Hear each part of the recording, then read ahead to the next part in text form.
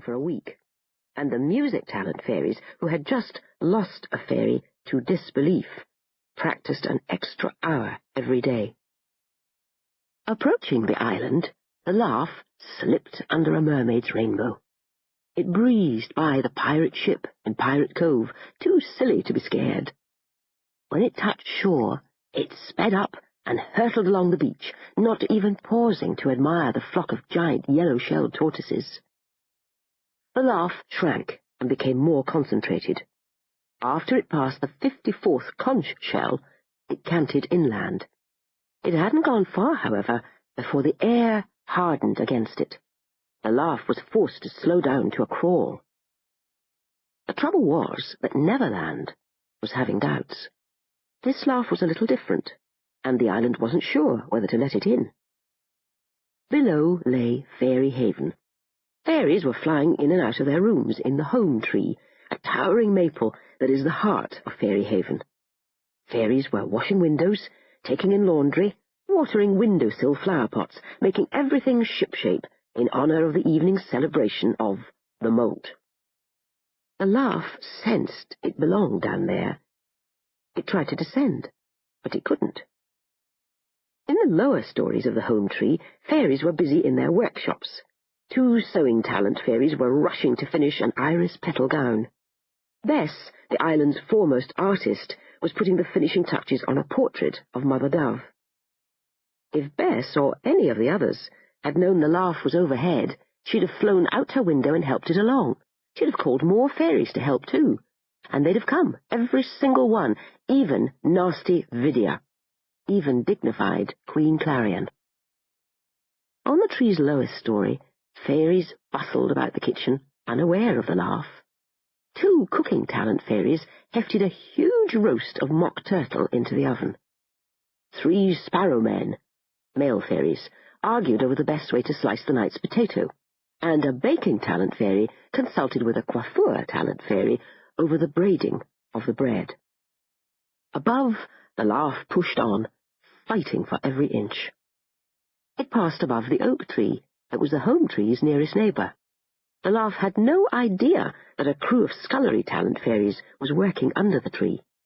Protected by nutshell helmets, they were collecting acorns for tonight's soup. In the barnyard beyond the oak tree, 4 dairy talent fairies milked 4 dairy mice.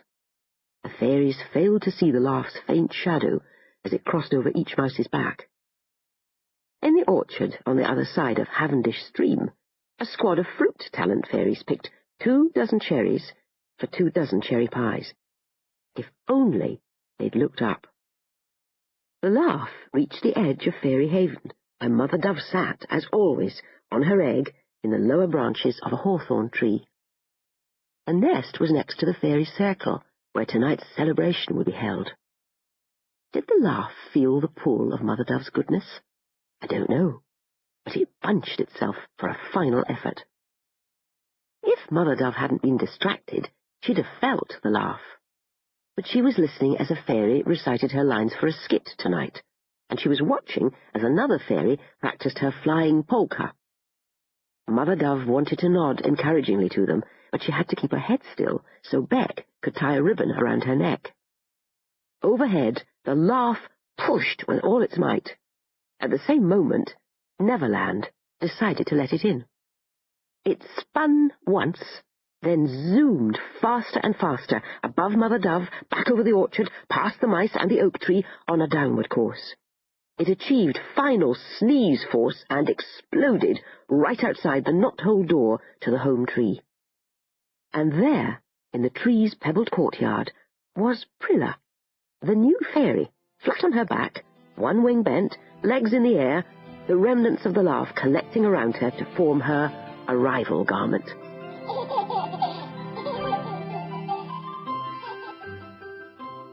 Chapter 2. Mother Dove knew the instant Prilla arrived. "The new fairy's come," she told Beck excitedly. "Isn't that wonderful?" "It is," Beck said, hoping the newcomer was an animal talent fairy. In the courtyard, a crowd gathered around Prilla. A message talent fairy flew off to tell the Queen. Terence, a fairy dust talent sparrowman sprinkled a level teacup of fairy dust on Prilla, not a particle more than a cup, nor a particle less, mind you. It was Prilla's first daily allotment. As soon as the dust touched her, a tingly feeling spread over her, and her glow began. Fairies glow lemon yellow, edged with gold. She sat up. Her bent wings sprang back, and her wings started to flutter. Her mind cleared. She was a fairy, a never fairy. She was so lucky. The other fairies waited, feeling too solemn even to smile at the new arrival. Each fairy hoped against hope for a new talent member. They expected her to announce her talent. The first act of every new fairy was to make the announcement. But Prilla flew over the courtyard, her brown hair streaming out behind her. Flying was marvellous. She turned an aerial cartwheel. And she had magical powers, didn't she? She flew to the home tree and shook a little fairy dust off her hand and onto a leaf. She squinted hard at the leaf, and it flickered out of sight. She blinked, and there it was again. The fairies on the ground stared up at her. Not one of them had ever seen an arrival behave as Prilla was behaving. She landed in their midst, between Terence and a caterpillar herder. They drew back. "Greetings," she said. "I'm so glad to be a fairy. Thank you for having me." Several fairies raised their eyebrows. Did this newcomer think they'd picked her? Prilla saw their expressions and faltered. I'll try to be a good fairy."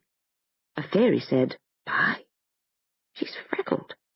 Terence said, "Pleasantly plump, though." These were the sort of things one said at an arrival, ordinarily after the new fairy had announced her talent. "I swear they look younger every year," the caterpillar herder said. A few fairies nodded. Prilla wouldn't look young to you. She'd look grown up, just about 5 inches tall, same as any other fairy, and perfectly proportioned. Fairies, however, knew that Prilla was a youngster because her nose and the lower halves of her wings hadn't yet reached their full growth.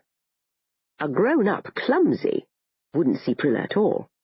He might see the air shimmer, he might smell cinnamon, he might hear leaves rustle, but he'd have no idea he was in the presence of a fairy. Adult Clumsies can't see or hear fairies, although they can feel them. If a fairy pinches a grown-up Clumsy, the Clumsy will slap the spot, thinking he's been bitten by a mosquito. Tinkerbell landed in the courtyard. When she'd seen Prilla flash by her workshop window, she had dropped her leaky ladle and come. She wanted to be on the spot if the new fairy turned out to have a talent for repairing pots and pans. Terence smiled his most charming smile at Tink. He admired her enormously. He liked her bounce when she landed. He liked the arch of her eyebrows, the curl to her ponytail, and her bangs, which were the perfect length, whatever length they were. He even liked her scowl, which was both fierce and pert. Tink ignored the smile. Her heart had been broken once, and she wasn't going to endanger it again. "Welcome to Fairy Haven," she told Prilla. "What's your name, child?" "Prilla." Prilla held out her hand to shake.